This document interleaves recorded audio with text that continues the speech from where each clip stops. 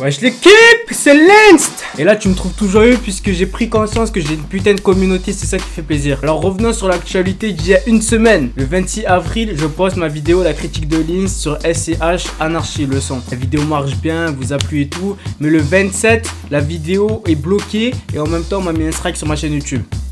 Le malaise. Surtout que dans l'intitulé, c'était pas marqué pourquoi, etc. Donc j'ai essayé de trouver des solutions dans mon coin, comme mon network qui pourrait m'aider, ou des personnes qui connaissent directement SCH. Tout ça sans succès. Mais le lundi 2 mai, heureusement, j'ai vu que Seb Lafrite et Mister JD, ils avaient le même problème, tu sais, qu'ils s'étaient fait supprimer une vidéo où ils faisaient un peu une critique, voilà, de certains rappeurs. Et ils ont lancé un hashtag Sony pas gentil, pour que justement ils le voient et qu'ils le retirent son strike. En quelques heures, c'était fini.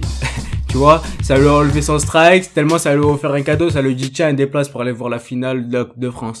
Là, je rigole pour la Coupe de France, mais ça lui a enlevé son strike. Donc moi, je me suis dit putain, même si eux, c'est des grosses têtes, je vais quand même essayer. De toute façon, c'est ma dernière solution. Donc j'ai lancé un appel assez massif. D'ailleurs, j'ai fait une vidéo pour dire que voilà, j'allais faire le même concept avec le hashtag SCH pas gentil pour que voilà, l'équipe d'SCH ou Def Jam sur l'appel directement me repère et voit mon problème. Et franchement, c'est là que j'ai été vraiment étonné de l'engouement, de toute l'attention portée sur ça, puisque franchement c'est un truc qui m'a fait énormément plaisir. Sur Twitter je recevais v'là les notifications, v'là les messages de soutien, c'était un truc, c'était un délire poto. Vous étiez vraiment nombreux, tellement que le hashtag il est passé en TT. Et là quand il est passé en TT, j'étais vraiment sûr que voilà, soit l'équipe d'SCH, soit le label, ou soit voilà un truc en tout cas en rapport avec SCH, ils avaient vu le message. Bon, on a attendu, à un moment je me suis même dit, est-ce qu'ils ont vraiment vu le message? Parce qu'il n'y avait toujours pas de réponse. Jusqu'à mercredi, où effectivement, il y a un représentant de Def Jam qui m'a parlé sur Twitter. Ensuite, on a parlé au téléphone. Il m'a dit qu'il a bien vu, évidemment, avec tout.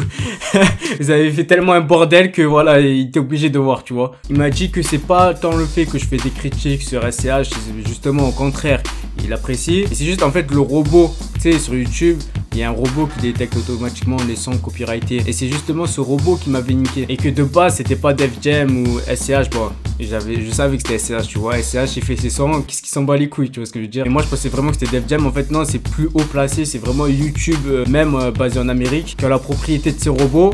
Et le D, c'est que quand un artiste il fait un son, YouTube prend la bande son et le robot il scanne automatiquement, même si tu mets qu'une seconde. Attention, parce que tu sais, il y avait la légende des moins de 20 secondes ou moins de 10 secondes. Non, en fait, le robot il peut même te niquer si tu mets qu'une seconde. Et moi, effectivement, j'avais mis, je crois, environ 5 secondes. Donc, je me suis dit, avec cette légende qu'on peut pas te niquer si tu mets moins de 10 secondes, ça devait être dans le titre ou quoi. Non, il m'a dit, c'est même pas le titre, c'est justement, même si tu mets qu'une seconde, le robot il peut te voir. Donc, finalement, je lui ai dit comment faire pour enlever le strike et remettre la vidéo selon la procédure de YouTube. Maintenant, il n'y a plus qu'à attendre. En tout cas, voilà, c'était la dernière solution. Ça veut dire que même là, si ça marche pas, au moins je suis content de me dire qu'on l'a fait. Tu vois ce que je veux dire? On a fait bouger le mouvement et pour que voilà, au final, il y a carrément un membre de Def Jam qui me disent Linst, on a vu ton problème, on va essayer de le résoudre. D'ailleurs, je tiens vraiment à vous remercier puisque pour que ça arrive vraiment en TT et que toutes les notifications, tous les messages de soutien que j'ai eu, c'était vraiment un truc de niquer. Ça s'est pas arrangé encore à l'heure actuelle où je fais cette vidéo, mais en tout cas, ça a pris